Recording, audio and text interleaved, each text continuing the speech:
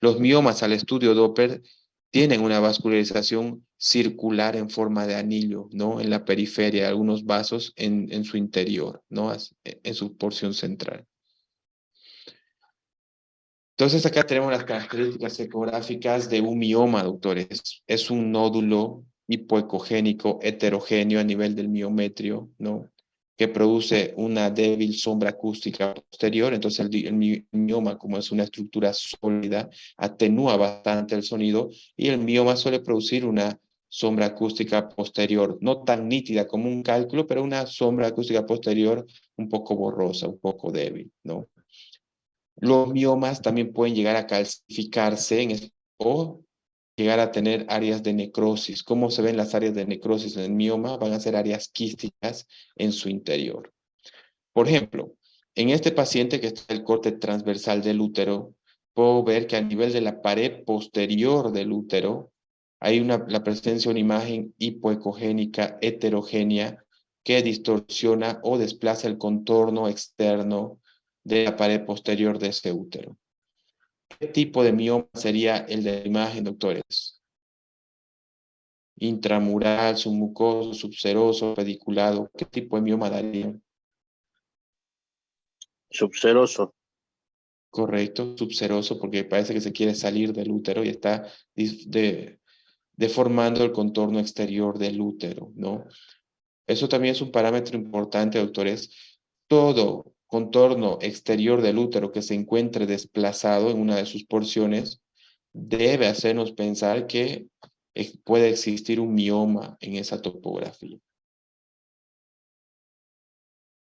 Acá puedo ver ahora también otra imagen nodular hipoecogénica heterogénea que produce sus sombras acústicas posteriores y que está interrumpiendo esa línea de transición endometrio-miometrial. Acá veo la línea de transición, pero acá se pierde por el nódulo y que está tocando al endometrio, ¿no? Entonces dijimos, todo nódulo que se mete con el endometrio o lo toca es el nódulo, es un mioma submucoso. Y estos miomas submucosos son los que principalmente dan clínica en la paciente, que producen dolor y producen sangrados fuera del ciclo menstrual de la paciente, ¿no? Una clínica un poco similar a la de un pólipo endometrial. Entonces, si muestran este tipo de mioma, sería de tipo submucoso. Como dijimos, los miomas, mientras más viejos, pueden tener tendencia a calcificarse. Entonces podemos ver imágenes hiperecogénicas en su interior del nódulo que produce sombras acústicas posteriores, ¿no? Presencia de calcificaciones en el interior del mioma. Mientras más viejo el mioma, tiene más tendencia a tener áreas de calcificación.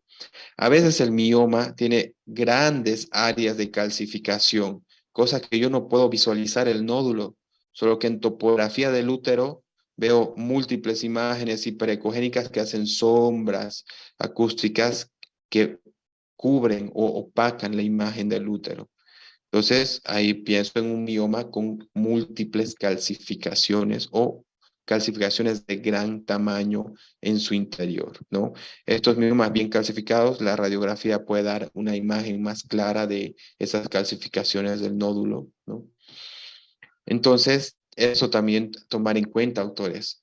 Si yo veo un área calcificada a nivel del miometrio con sombra acústica posterior, aunque no vea el mioma, debe hacerme pensar que hay presencia de un mioma en esa topografía. Dijimos, los miomas pueden tener áreas de necrosis. ¿Cómo se van a ver las áreas de necrosis? Van a ser áreas quísticas en el interior del nódulo. Perfecto. Eso en relación a los miomas, doctores. ¿Cuáles son las características ecográficas? Son imágenes nodulares, hipoecogénicas, heterogéneas, que pueden ser de diferentes tamaños, presentan flujo al estudio Doppler con un padrón en círculo, el flujo en la periferia, flujo de las arterias, ¿no? Y algunos vasos entrando a su interior, ¿no? Los miomas pueden tener áreas calcificadas, áreas de necrosis que se ven como áreas quísticas y de acuerdo a su localización en el útero pueden ser intramurales, subserosos, submucosos o pediculados. Otra patología, doctores, es la adenomiosis uterina.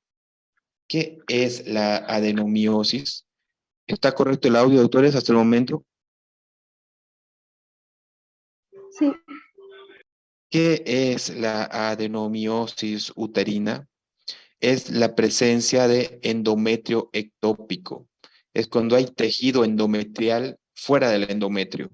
Tejido endometrial a nivel del miometrio, ¿no? Que el endometrio está invadiendo el miometrio. A eso llamamos adenomiosis uterina, ¿no?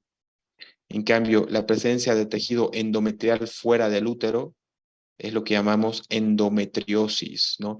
La presencia de tejido endometrial en el miometrio llamamos adenomiosis uterina.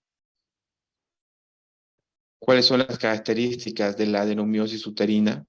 Vamos a ver un útero con un más ancho, a lo que llamamos un útero globoso, un útero mucho más ancho de lo normal. Aparte de que está más ancho el útero con un aspecto globoso, vamos a ver que hay asimetría de su pared anterior con la pared posterior. ¿A qué me refiero? Si medimos desde el endometrio toda la pared anterior y luego medimos la pared posterior, va a haber asimetría. Una pared va a ser más grande que la otra y generalmente la pared posterior suele ser de mayor tamaño, calibre que la pared anterior del útero. Entonces va a haber asimetría de sus paredes.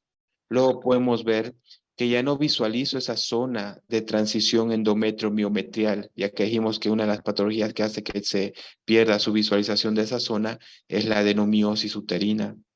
Luego voy a ver un miometrio bien heterogéneo en esa paciente, con múltiples áreas nodulares hipoecogénicas. Esas áreas hipoecogénicas dispersas en todo el miometrio es el tejido endometrial presente, ¿no? Lo que van a dar un endometrio, un miometrio bien heterogéneo con aspecto apolillado, ¿no? Bien característico en la adenomiosis.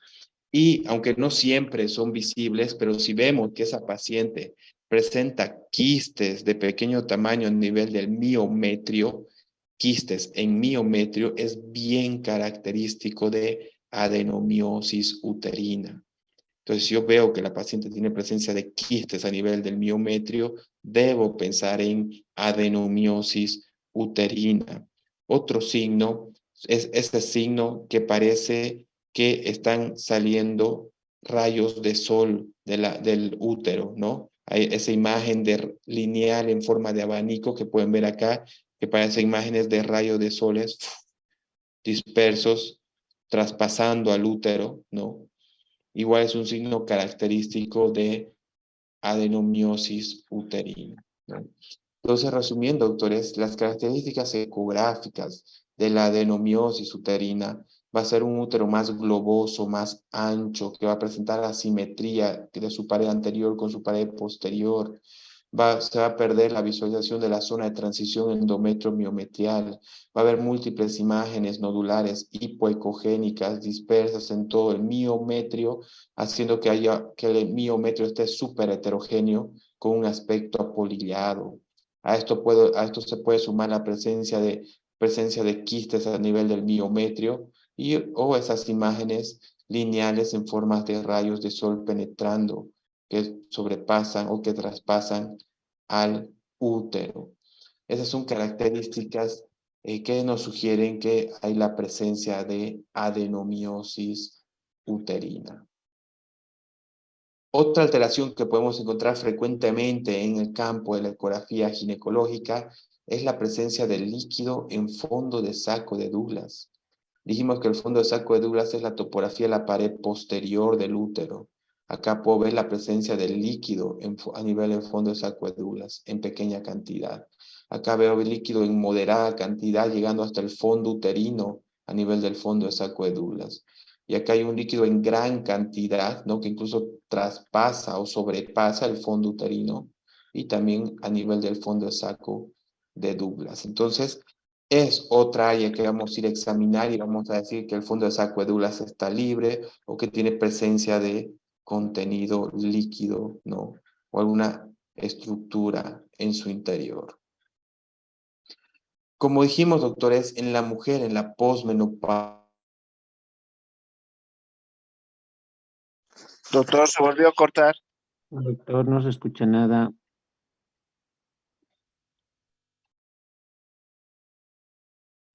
Aún no se escucha, doctor.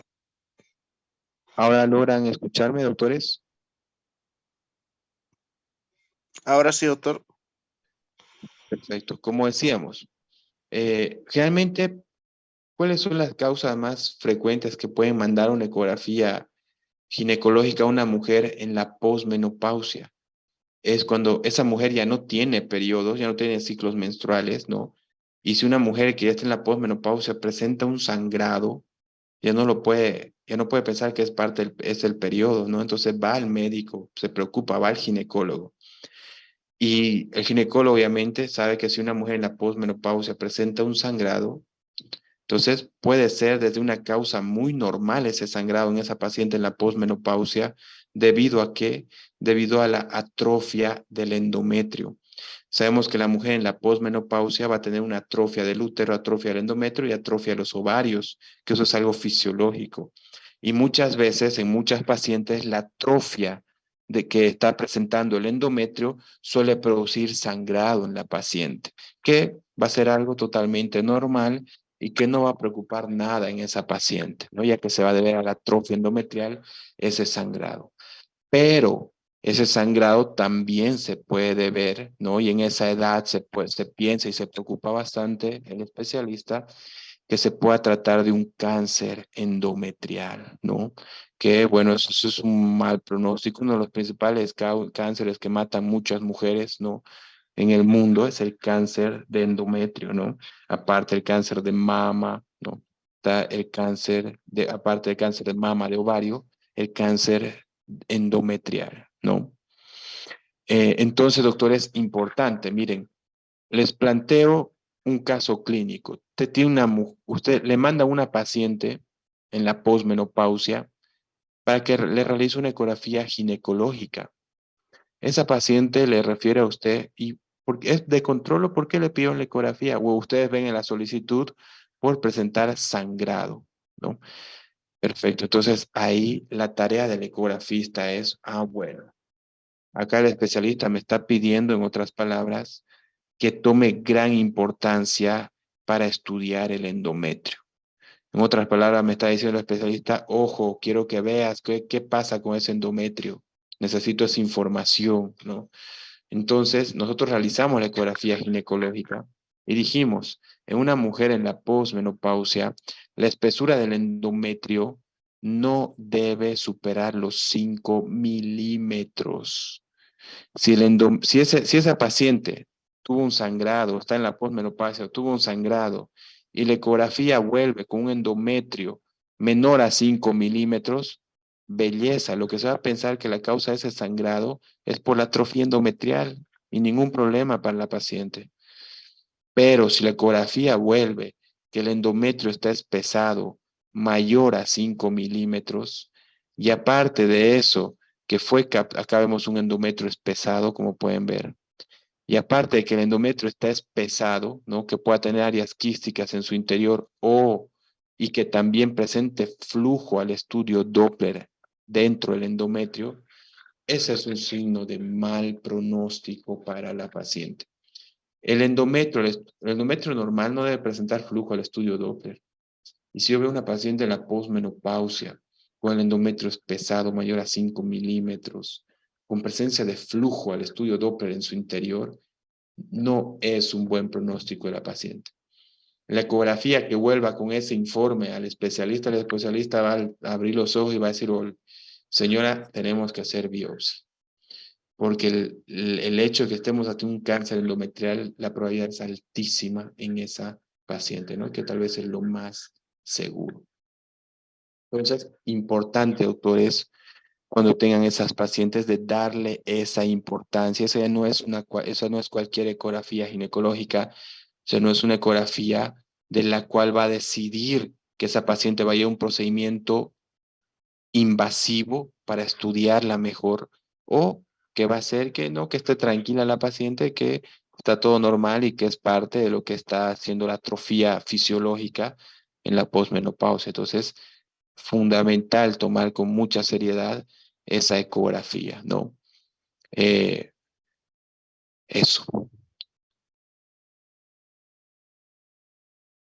Acá me mandaron un mensaje, disculpe doctor, no está pasando imágenes, ¿verdad?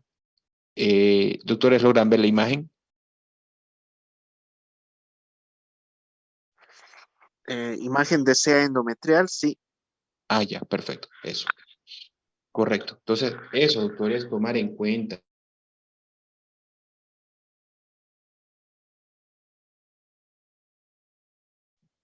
Doctor, se le cortó el audio. El audio, doctor. Perfecto, ahora sí me escuchan, doctores, nuevamente. Sí, doctor. Entonces, de qué se podría tratar un endometrio espesado mayor a 5 milímetros en una mujer en la posmenopausia? Podría ser desde un cáncer endometrial, podría tratarse de un pólipo endometrial o una hiperplasia endometrial, ¿no? Entonces, la ecografía no va a tener un diagnóstico fijo, definitivo. Lógicamente, este diagnóstico de ese endometrio es pesado, lo va a dar la biopsia endometrial, ¿no? Eso. Doctor, disculpe, con respecto a lo anterior, ¿cómo haríamos el informe en la parte de hipótesis diagnóstica? De una mujer con endometrio pesado en la posmenopausia. Sí, La descripción, doctor. Perfecto. Entonces, ambas cosas, ¿no? Primero, la descripción, ¿no? La descripción colocaríamos a nivel de, obviamente, en la parte de útero, ¿no? Se visualizó, ¿no? La presencia de endometrio espesado, midiendo tantos milímetros en su mayor diámetro, ¿no? Con presencia de flujo al estudio Doppler en su interior. Esa sería la descripción, o lógicamente solo estaría espesado. Si no, si tuviera áreas quísticas, colocaríamos, se visualizó la presencia de endometrio espesado, midiendo tantos milímetros en su mayor diámetro, con presencia de áreas quísticas dispersas en su interior, presentando o no presentando flujo al estudio Doppler en su interior. En la hipótesis diagnóstica, lo que se colocaría sería endometrio espesado o espesura endometrial de etiología a esclarecer. Para nada colocamos carcinoma endometrial, no pólipo endometrial, hiperplasia endometrial. Para nada, aparte que la paciente va a leer el carcinoma endometrial y va a investigar vía Google y todo, y puede ser que más bien, gracias a Dios, no se trate de algo maligno. Entonces, no corresponde a la ecografía dar un diagnóstico así, ¿no? Y tampoco va a ser agrado del especialista, ¿no? Que ya eso lo manejaría el especialista. Entonces, lo adecuado, doctores, sería colocar la frase espesura endometrial o endometrio espesado o espesamiento endometrial de etiología a esclarecer. Y arriba ya le estamos diciendo que está mayor a 5 milímetros, si el espesamiento es homogéneo, si es heterogéneo, si tiene áreas quísticas en su interior y si presenta flujo al estudio Doppler, ¿no? Y lógicamente lo más normal es hablar con el colega, ¿no? Porque generalmente cuando uno trabaja, uno o alguien manda a un ecografista, ¿no? A una ecografía es porque trabaja en el mismo seguro o ya conoce o confía en ese ecografista, ¿no? Y lo adecuado es hablar con el colega, ¿no? Llamar y decirle, doctor, al ginecólogo, al especialista, ¿no? Doctor, mire, en la ecografía fue visto esto, un endometrio bien pesado, tiene flujo al estudio Doppler. Bueno, características que no hablan un buen pronóstico ecográficamente hablando. Y bueno, darle a conocer eso y lógicamente el procedimiento todo ya lo va a manejar y lo va a decidir el especialista, ¿no? Eso es muy importante para el ecografista, doctores, que obviamente su paciente no es su paciente, o sea, para el que no sea ginecólogo, y en cualquier área, ¿no? Si el mismo especialista hace su ecografía, belleza, pero si no es el caso, es muy importante que el ecografista sea muy, muy ético y muy respetuoso con el especialista, ¿no? No dar diagnóstico. El paciente dice, ¿qué vio, doctor, en la ecografía? A ustedes que hacen la ecografía les ha habido pasar. ¿Qué vio la ecografía? ¿Cuál es el diagnóstico y cuál es el tratamiento? La ecografía se la va a explicar el especialista que solicitó la ecografía Él le va a explicar qué se vio, yo estoy poniendo todo lo visualizado en el informe, y eso corresponde a su médico de cabecera informal y dar y hablar de tratamiento y todo, ¿no? Son puntos importantes, doctores, a tomar en cuenta, ¿no? Que aparte es lo mejor, el especialista por algo es especialista en ese área, o sea, realmente domina ese área y tiene mayor contexto, va a saber por qué tomar una decisión, etcétera. Doctor Johnny tiene el micrófono activado, no sé si quería hacer una pregunta o aportar en algo. Sí, Doc, quería preguntar, ¿cómo hace la cuantificación de líquido en el fondo de saco de Douglas? Ah, perfecto. Voy a retroceder un poquito la imagen. La cuantificación en el fondo de saco de Douglas, doctores, para decir en pequeña cantidad, moderada cantidad o gran cantidad, ¿no? Nos basamos en que si el líquido abarca todo el cuello, ¿no? Y llega hasta el cuerpo del útero, se considera en pequeña cantidad. Moderada cantidad es cuando el líquido llega hasta el fondo uterino. Y en gran cantidad es cuando sobrepasa el fondo uterino, que lo más común es un caso de ascitis, ¿no? Como en este caso acá. Entonces, es una clasificación cualitativa, ¿no? Que nos basamos en eso, ¿no? En su relación del líquido con relación al útero en su corte longitudinal, en pequeña cantidad, moderada cantidad y acentuada o gran cantidad, ¿no? Perfecto.